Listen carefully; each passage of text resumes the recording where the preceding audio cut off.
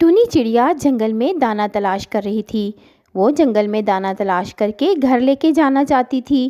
اچانک اس کو گھاس میں سے کسی کے کرانے کی آواز آئی، جیسے کوئی زخمی ہو۔ چڑیا نے وہاں سے گھاس ہٹایا تو وہاں سے ایک خرگوش کا بچہ ملا جو کہ زخمی تھا۔ اس کے پاؤں میں کانٹا چبھا ہوا تھا۔ وہ چڑیا کو دیکھ کے تھوڑا سا خوفزدہ ہوا اور چڑیا بھی اس سے خوفزدہ ہوئی کہ کہیں یہ مجھے کھا نہ جائے، لیکن اس وقت تو وہ زخمی تھا۔ چڑیا نے کہا، تم فکر مت کرو، میں ابھی تمہارے پاؤں سے کانٹا نکال دیتی ہوں، تمہیں مجھ سے ڈرنے کی ضرورت نہیں ہے۔ اور پھر چڑیا نے اس کے پاؤں سے کانٹا نکال دیا۔ کانٹا نکلنے کے بعد خرگوش اٹھ کر بیٹھ گیا اور کہا، بہت شکریہ تمہارا چھوٹی چڑیا، تمہارا کیا نام ہے؟ چڑیا نے کہا، میرا نام ٹونی چڑیا ہے اور میں یہاں جنگل میں دانہ تلاش کرنے آئی تھی۔ اچانک تمہاری آواز سے میں ادھر آ گئی۔ خرگوش نے کہا، میں بچھڑ گیا ہوں اپنے گھر والوں سے، میرا کوئی گھر نہیں۔ چڑیا نے کہا، آؤ تم میرے ساتھ میرے گھر چلو۔ پھر خرگوش چڑیا کے گھر آ جاتا ہے۔ چڑیا کا ایک چھوٹا بیٹا تھا کوکو، وہ اس کو دیکھ کر بہت خوش ہوتا ہے اور خرگوش بھی کوکو سے مل کر بہت خوش ہوتا ہے۔ کوکو کہتا ہے، دوست، آج سے ہم دونوں ساتھ رہیں گے اور ہم ساتھ اکٹھے کھیلا کریں گے۔ مما جب دانہ لینے چلی جاتی ہیں تو میں اکیلا بہت بور ہوتا ہوں۔ خرگوش کہتا ہے، ہاں ہاں، آج سے ہم اکٹھے رہیں گے۔ اور چڑیا پھر ہر روز جب دانہ لینے کے لیے جاتی ہے تو خرگوش اور کوکو پیچھے سے کھیلا کرتے اور بہت انجوائے کرتے تھے۔ اب چڑیا کو بھی کوئی فکر نہیں تھی۔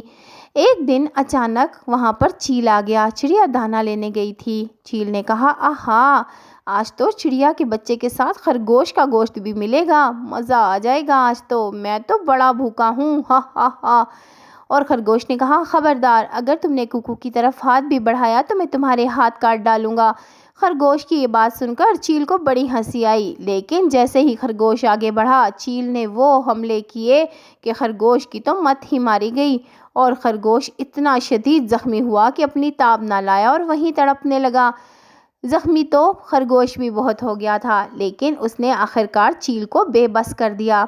جب ٹونی چڑیا واپس آئی تو اس نے دیکھا کہ خون میں لت پت چیل پڑا ہے اور خرگوش بھی زخمی ہے اور کوکو ایک طرف سہما ہوا ہے۔ ٹونی کو ساری بات سمجھ آ گئی۔ کوکو نے اسے بتایا کہ خرگوش نے کس طرح چیل سے مقابلہ کیا۔ خرگوش کی ان باتوں پر ٹونی کی آنکھوں میں آنسو ہو جاتے ہیں اور چیل اڑ کر بھاگ جاتا ہے وہاں سے۔